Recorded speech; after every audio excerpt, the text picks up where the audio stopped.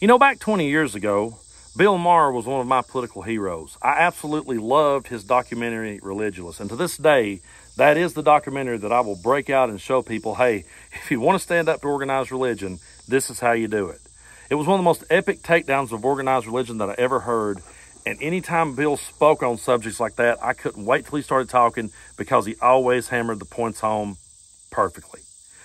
But these days, he's becoming completely unlistenable to me. I've tried to hang on. I've tried to listen, to wait to see when he would make a good point. But these days, he just comes off like a Dollar General Ron DeSantis, just like a Dollar General Tucker Carlson sitting up there. It's like everyone he interviews, he can't wait to talk about woke, and he can't wait to talk about how woke is destroying America. And yeah, Donald Trump's bad, but man, let's just talk about the Barbie movie for a minute. It's so disheartening seeing somebody who used to be a voice of reason just become the very old man that he used to sit and bitch at.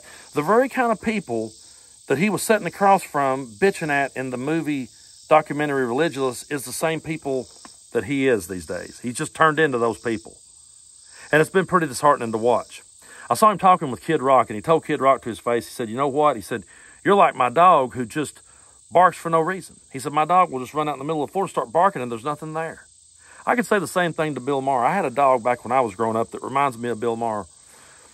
This dog would bark every time somebody came in the yard. It barked when my friends came in the yard. It barked when my family came in the yard. Hell, my grandmother couldn't come over that it wouldn't shine its teeth at my grandmother. And then one night, someone broke into our garage and robbed us blind, and that dog never made a sound. That's Bill Maher. He's barking at all the wrong people, and when the house is getting broke into, he's staying silent. I saw a clip where he was talking about how that he just doesn't see how things are as bad as we say they are. He doesn't see it. I mean, he was driving around L.A. and he just saw people living the good life. And the guest came back at him and said, well, you know, I went to Skid Row and talked to those people. He said, well, why would I go there? Well, you know what? Maybe if you would get outside your bubble and go somewhere and actually see how Americans live, you would realize why a lot of us now don't listen anymore, because you've just turned into a watered-down version of the right. I would give an open invitation to Bill Maher right now.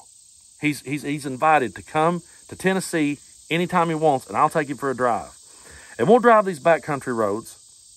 And as we're driving them, and as we lose all cell phone service, and he can't text his buddies to tell them about it, we're going to see houses that's going to look abandoned. And he's going to look over at me and he's going to be like, nobody lives there, do they? And I'm going to be like, oh yeah, you see that Trump flag flying off the porch? Yeah, there's somebody living there.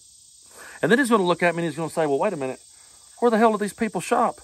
And I'm going to say, well, you see that little gas station over there that looks like you could take a run and go and just shoulder block it and the whole thing would fall to the ground? That's where they shop for the month. Well, what the hell do these people do? What do they do for a living? Well, they either move or they stay home and they deal drugs, or they work a fast food job, or they might get lucky enough to do something from home. But for the most part, the only way they survive is to get the hell out of here. Then you might realize why that someone like me would say what I would say. I would say, you know what? You're spending a whole lot of time talking about bullshit that don't matter. The reason why I write satirical songs about the bullshit is just to expose the stupidity of the bullshit. But at the end of the day, our problems are a lot bigger. And to hear a person who used to be one of our voices just sitting there, taking every shot he can and barking at the extreme left, and don't get me wrong, there are extremists on the left that should be barked at. But these extremists on the right, they're trying to overthrow democracy. They're trying to take our voices away altogether. So you know what? Bill Maher, they're the guys that's breaking in the garage right now. They're the guys you should be barking the loudest at. You know what? We'll take care of these problems later. I have faith that we can. But we're never going to do it if we all sit here and are distracted by the bullshit that they want us to be distracted by. They don't want us to talk about the real issues at hand. Because if we did that, we would expose them for who they are. To Bill Maher, I would say woke is not the problem. The woke mind virus and all this shit you're worried about, that's just talking points of the right that you should have ditched a long time ago. The real problem is the fascist who is trying to overthrow our democracy.